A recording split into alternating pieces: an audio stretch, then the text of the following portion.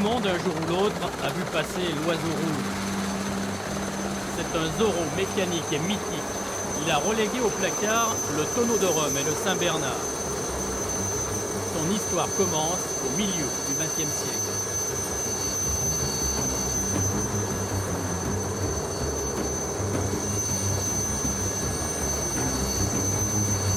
Le 27 décembre, Chamonix avait été alerté. Une tempête de neige noyait la montagne. Noël 1956, deux jeunes alpinistes, Jean-Vincent Don et François Henry, tentent une hivernale dans le Mont Blanc. Mais la montagne se fâche. Enfin, on les avait découverts à la jumelle, vivants. Depuis 4 jours et 4 nuits, ils résistaient à la neige et au froid. À la première éclaircie, les hélicoptères partirent. Mais en voulant atterrir, le premier fracassait à quelques mètres des deux hommes en perdition. Il y avait maintenant 6 naufragés de la montagne. C'est un Sikorsky de l'armée qui s'est écrasé, trop lourd, trop gros. Il faut attendre une semaine et l'arrivée de 2 alouettes pour sauver l'équipage et les secouristes. Hélas, pour Vincent Don et Henry, il est trop tard. Chapaz et Munster, parmi les premiers, regagnaient la vallée, heureux d'avoir sauvé Santini Blanc à bout de force, qu'ils avaient remonté sur 100 mètres en 8 heures d'efforts surhumains. Ils racontaient leur désespoir d'avoir dû laisser dans la carlingue de l'hélicoptère Vincent Don et Henry moribonds et qu'ils jugeaient intransportables.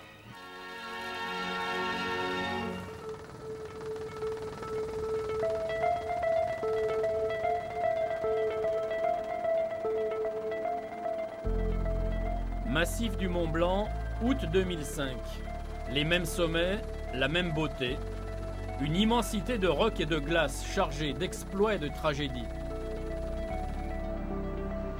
À Chamonix, rencontre avec le grand alpiniste des années 60 et 70, René de Maison. Nous évoquons le drame de Vincent Don et Henry, les cafouillages du secours. Ça n'a pas été une réussite. D'abord, ils ne connaissaient pas les pilotages en montagne, avec un Sikorsky qui est un engin très lourd. Ils s'approchaient trop près de la neige, qui était poudreuse. Et c'est l'aspiration des pales et qui a fait un nuage énorme. Et c'est dans ce nuage que le pilote s'est un peu perdu et s'est retourné à planter son appareil. On ne connaissait pas encore l'effet de la neige avec les pales d'hélicoptère. On aurait pu y penser, mais bon, mais c'était le début. Et l'histoire du Sikorsky a fait évoluer très vite le système de secours en montagne, au moins le vol des appareils. L'échec du sauvetage de Vincent Don et Henry bouleverse la France. Alors, l'État organise le secours aérien. Et le ministère de l'Intérieur crée un groupement d'hélicoptères. Il est rattaché à la protection civile qui deviendra sécurité civile. La petite alouette légère, maniable, prend possession du ciel et de la montagne. C'est un oiseau miracle. C'est un oiseau extraordinaire, c'est un engin merveilleux. Oui. C'est l'instrument béni des dieux, l'alouette. Les sauveteurs font des choses extraordinaires. Si l'alouette n'existait pas, le sauvetage avec le monde qui y a dans le massif devient impossible.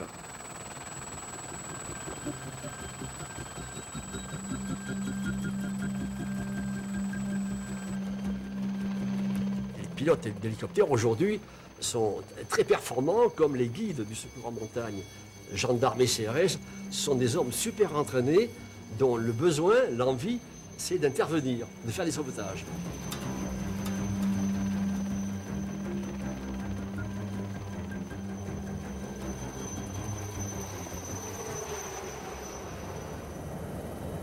La première base de secours héliporté est créée à Grenoble en juillet 1957, 6 mois seulement après l'affaire Vincent Don et Henry. C'est un service public, le secours en montagne passe désormais par l'intervention quasi systématique de l'Alouette. Et pour des années, le rouge est mis. C'est une machine qui a un moteur qui est surpuissant, c'est-à-dire qui peut développer 800 chevaux. Elle peut aller jusqu'à 200 km/h, elle peut prendre jusqu'à 7 personnes. Dans sa version secours en montagne et non pas dans sa version transport sanitaire. Alors, auquel s'ajoute la fonction treuillage grâce à ce treuil d'une longueur de câble de 40 mètres et qui peut soulever jusqu'à 135 kg. Donc on bascule ici la trappe, on verrouille la porte et grâce à une commande qui se trouve ici, le mécanicien treuilliste se trouvant sur ce siège, on peut effectuer à la verticale toutes les missions de treuillage que nous sommes demandées. année, à la suite d'un drame, l'hélicoptère rouge décrochera ses lettres de noblesse lors d'un sauvetage extraordinaire, celui de René de Maison dans les Grandes Jorasses en 1971.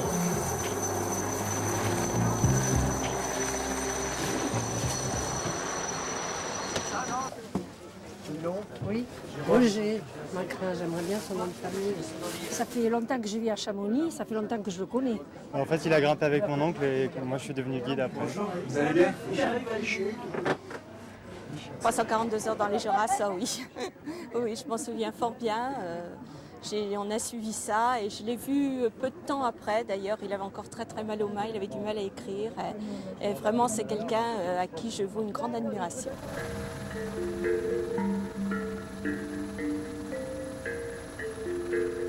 Début 71, René de Maison est âgé de 40 ans. Il est expérimenté, envié, admiré. Un guide de 23 ans, Serge Gousseau, veut tenter avec lui une hivernale dans le Mont Blanc. Les deux hommes se décident pour la face nord-est de l'éperon Walker aux Grandes Jorasses. C'est un mur qui culmine à 4100 mètres. La voie est attaquée le 10 février, mais très vite, le mauvais temps s'installe. Quand le mauvais temps est arrivé, que des pires ont coupé les cordes, que Serge a commencé à être vraiment très fatigué d'une façon anormale, il était trop tard pour redescendre. On avait franchi le point de retour, c'était sortir au sommet où il restait. On n'avait pas le choix, sortir au sommet où il restait. Et puis le lendemain, Serge m'a dit non, je ne bouge plus. Il a dit écoute, Serge, tu mets les pieds à plat sur le rocher, je te hisse comme je l'ai fait jusque-là, en te tirant au jumard. Tu montes comme ça, tu n'auras pas d'effort à faire, juste mettre les pieds à plat sur le rocher. Il n'a jamais voulu. Il a dit non, je suis là, je ne bouge plus. Et je ne pouvais pas l'abandonner. Serge Gousseau, gelé, épuisé, meurt dans la paroi à 80 mètres seulement du sommet.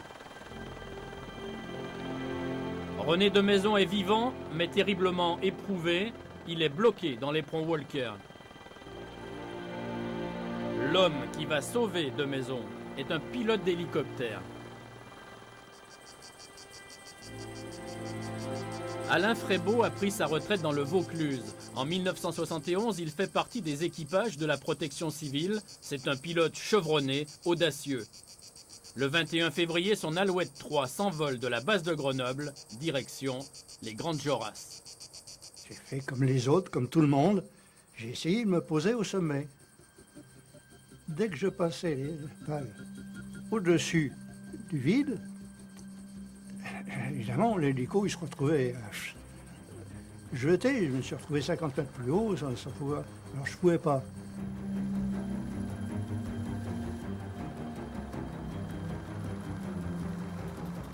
Oui, je vois ce pont de neige côté italien. Et tiens, on va essayer de se poser là. On s'est fait chahuter au passage de l'arête, mais après, derrière, grand calme, posé sur une esplanade où il y avait de quoi poser deux appareils. Et quelques pilotes qui pouvaient monter, qui étaient prêts, mais comme ils ne faisaient pas partie du secours, ils voulaient essayer, on leur a interdit de voler. Frébault est arrivé un peu comme Zorro, là. Il arrive comme Zorro, c'est des hélicoptères qui arrivaient en secours.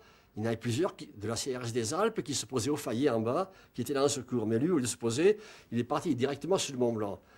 De Grenoble, ils avaient vu ce qui se passait. Il s'est arrivé sur le Mont Blanc, il a fait le tour du massif, il a vu qu'on pouvait se poser derrière, entre les deux brèches, dans la brèche entre les deux sommets. Voilà. Et sans Frébault, vous étiez encore là? Ah ben j'étais mort, c'est tout, c'était simple. Ce jour-là, grâce à son culot et à son professionnalisme, Alain Frébault fait connaître les Alouettes de la protection civile au monde entier. Et tout le monde se demandait, mais d'où vient-il celui-là? Alors il s'est présenté, et 2 heures après, eh bien, j'étais de retour à Chamonix. Sans lui, j'étais mort, c'est sûr. Voilà. Ce groupement d'hélicoptères est aujourd'hui incontournable. La base de Grenoble a été suivie par 22 autres implantations dans le pays. Depuis 1957, les Rouges, comme on dit, ont effectué 300 000 missions et secouru un peu plus de 200 000 personnes. Monument historique. Ah oui, oui. Mythique éperon Walker de la façon des Grandes Jorasses, ça c'est sûr. Ah ouais, il faut en avoir pour aller là-dedans, c'est clair. Surtout à cette époque-là de l'année.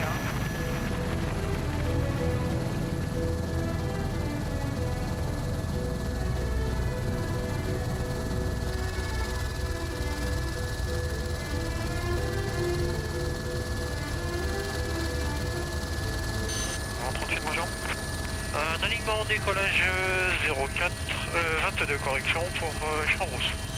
Aérodrome du Versou, près de Grenoble.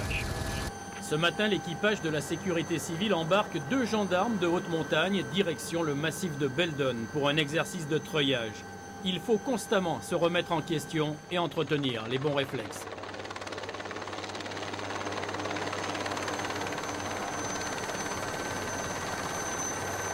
Faut aller, j'ouvre la porte.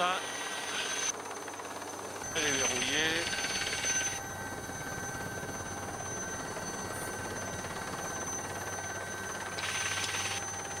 Ok, je baisse la trappe. Voilà, ok. Ok, en puissance, c'est bon. Si ça dégage, ça sera par la droite. Ok, c'est bon. Oui. Chacun a sa part de travail, mais chacun travaille avec l'autre et tout est imbriqué en fait. Ok, j'envoie. Hein. Allez, c'est parti. C'est parti. Ok, je me guide pour qu'on aille le mettre au même. D'accord, tu veux le mettre où? Sur le bord de la passerelle là? Oui. Ok, d'accord, ben avance encore si tu peux. Il n'y a pas de mauvais pilotes, ils sont tous très bons et on a tous confiance quand on est pendu au bout du câble.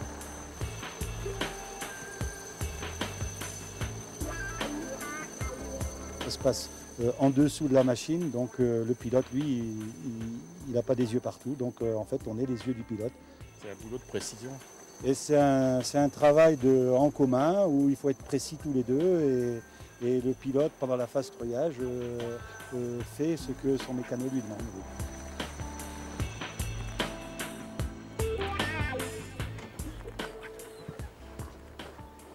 Ah quand même. Bon bah c'est un gars qui a disparu en mi-journée, il était avec ses copains et il les a quittés d'un seul coup, ils n'ont pas très bien compris ce qui s'est passé. Il est à ski? Ouais, il est à ski et... D'accord. De toute façon là, avec l'éclairage et la lune qu'on a en ce moment, il ne devrait pas y avoir de soucis pour régler le problème. Hein. D'accord. C'est quand même favorable. Quoi. Bon, ben on y va. Hein. Ok, allez, c'est parti.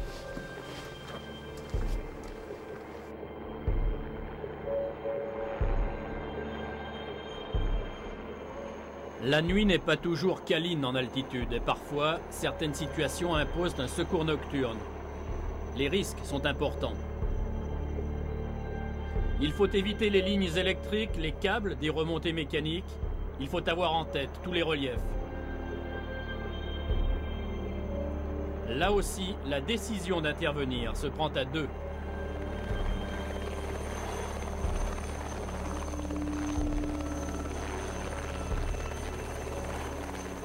On voit ce qu'on peut adapter, la météo, la luminosité, l'accès du lieu, la connaissance du lieu de notre part. Et puis après, avec le mécanicien, on se téléphone et on décide ou non de refuser ou d'accepter la mission. Si ce sont des recherches où l'alpiniste ou le randonneur n'est pas localisé, on n'ira pas de nuit, ça ne sert à rien. On partira tôt le matin, mais on ne partira pas à l'aventure.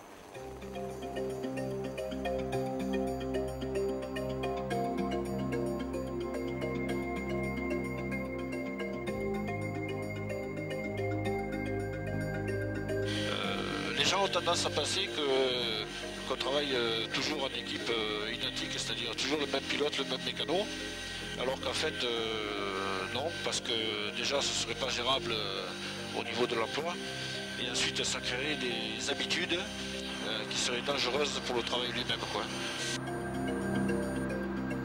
L'hélico redécolle de la Bérarde, ils montent 2 par 2 pour le promontoire, donc ils sont chez toi dans 5 minutes. Ok, bien reçu, ça marche. En haute montagne, les équipages connaissent des moments délicats. Il n'est pas facile de se poser sur des sites escarpés, ventés, à l'aérologie incertaine. Quant aux plateformes très étroites de certains refuges, elles demandent un atterrissage au millimètre. C'est du boulot, hein, c'est du boulot de précision exceptionnel. C'est immense, quoi. L'expérience pour poser un engin sur la petite plateforme là-dessous, c'est colossal, quoi. À Grenoble, pilotes et mécaniciens de la sécurité civile ont tous au moins la quarantaine. Ils ont subi une formation spécifique au vol en montagne. Mais bientôt la-Louette rouge quittera le ciel, définitivement. Après 50 ans d'excellent service, elle va céder la place à un gros canari au nom barbare, l'EC 145. Vous avez vu, on avait 2 hélicoptères, il y en a un tout rouge, c'est la vieille machine, on va la garder encore quelques temps parce qu'elle marche bien, et puis on en a touché une toute neuve, et c'est celle-là qu'on va aller voir, d'accord? Alors, vous venez, je vous rappelle, vous ne touchez surtout pas l'hélicoptère, hein, et vous courez pas partout. On touche rien du tout.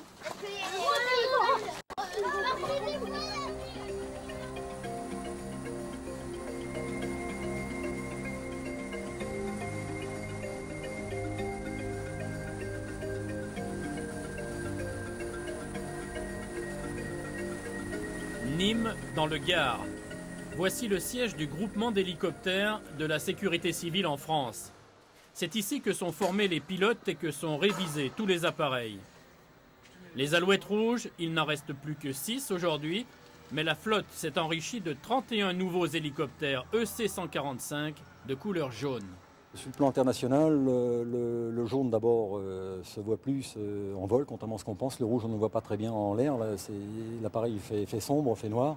Le jaune attire plus l'œil, notamment pour la sécurité. Et on rejoint de ce fait aussi la couleur de nos amis avions de la base marinienne.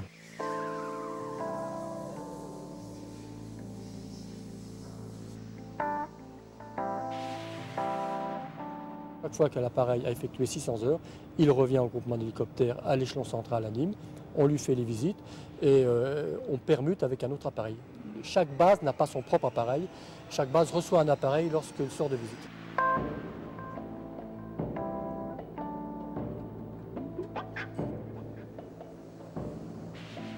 Je suis en train de contrôler, de générer tous les signaux qui permettent de contrôler tous les instruments de navigation. Il faut être assez méticuleux parce que de la précision en fait, des indications va dépendre la précision de navigation après pour les équipages qui vont voler lors des missions sécurité civile.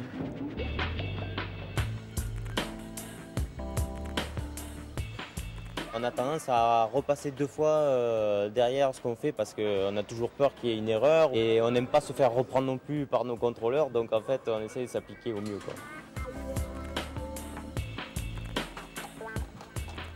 On effectue un lavage complet de l'aéronef. Par exemple, un appareil qui a travaillé beaucoup en bord de mer, donc on va trouver beaucoup de sable dans les rotules, dans les biellettes. Donc ça c'est indispensable de l'enlever. Et il n'y a qu'avec un bon lavage qu'on peut y arriver.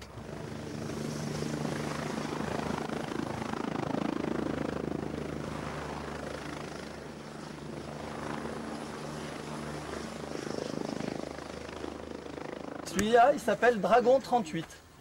38 parce que c'est le numéro de 38.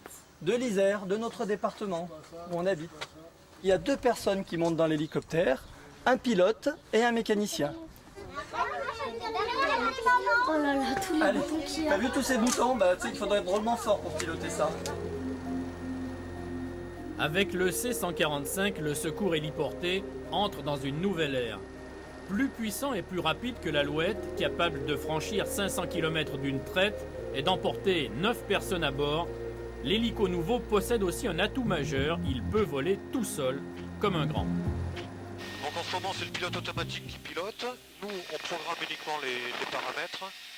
Voyez, il a intercepté tout seul le plan de descente et l'axe il le tient au centre là.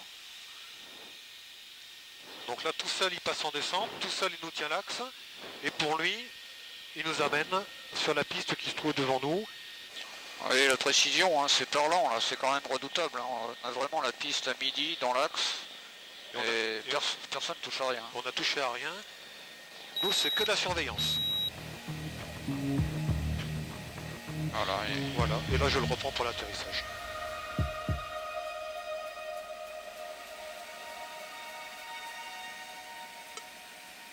Alors le treuil, c'est quoi? C'est cet appareil-là. Vous avez vu, il y a un gros crochet. Et à l'intérieur, il y a un câble. Et c'est là où il le fait. Alors nous, on s'accroche sur le crochet. Et le câble va nous descendre, jusqu'à la personne qui se fait mal. Côté treuillage, le C-145 affiche des progrès énormes. 90 mètres de câble au lieu de 40, vitesse de déroulement accrue, possibilité de ramener 2 personnes, à gauche comme à droite de la carlingue.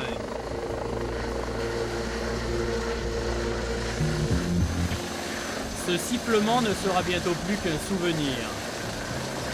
Le ronflement de l'oiseau jaune va très vite s'imposer dans le paysage. Alors, que reste-t-il dans la mémoire des équipages après toutes ces années passées en compagnie de l'Alouette?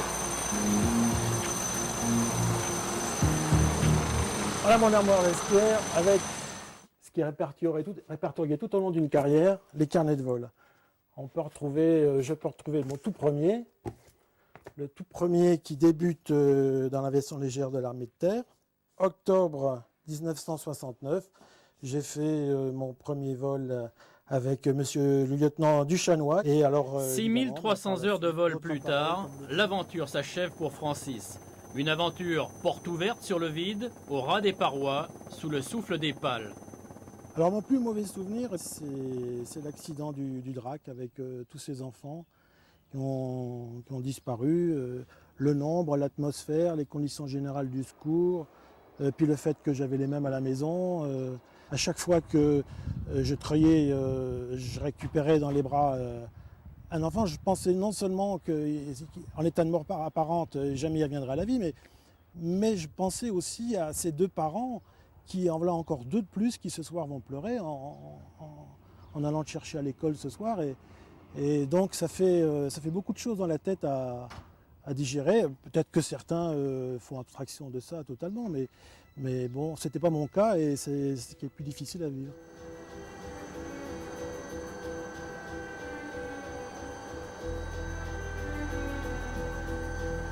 J'ai eu l'occasion de secourir malheureusement pour des gens qui étaient décédés, des gens que je connais bien, notamment dans mon village. Les images de bonheur, bon, même si on les garde, elles nous marquent moins.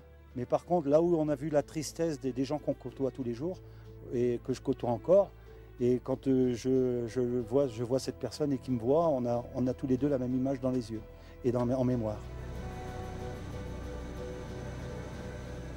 Pendant l'action, on pense à ce qu'il faut faire, on reste professionnel et technique, quoi. Et après, quand le travail est fini, bon là, on peut des fois, on fait sauter le bouchon et ça peut nous arriver de déconner un peu. Et il doit y en avoir besoin moralement certaines fois, hein, quand on voit ce que vous voyez. Absolument, hein, dans toutes les professions qui ressemblent à la nôtre, c'est la même chose, hein, le travail, l'action et après la décompression.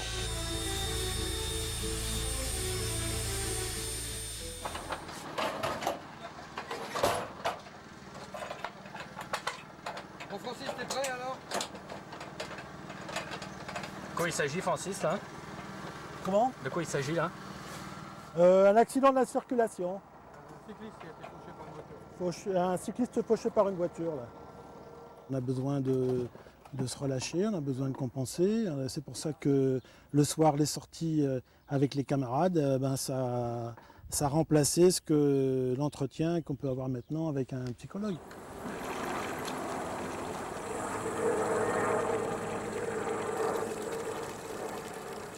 Là, on vient de voir des randonneurs qui vous font un petit bonjour sympathique.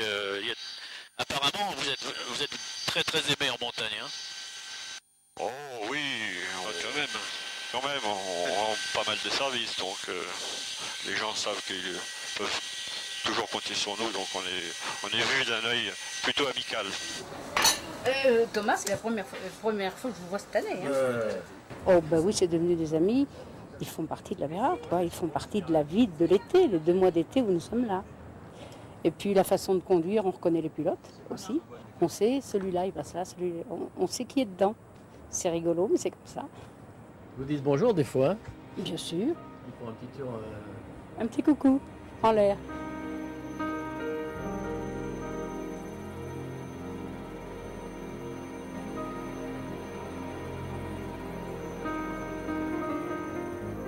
Une jeune enfant s'était perdue.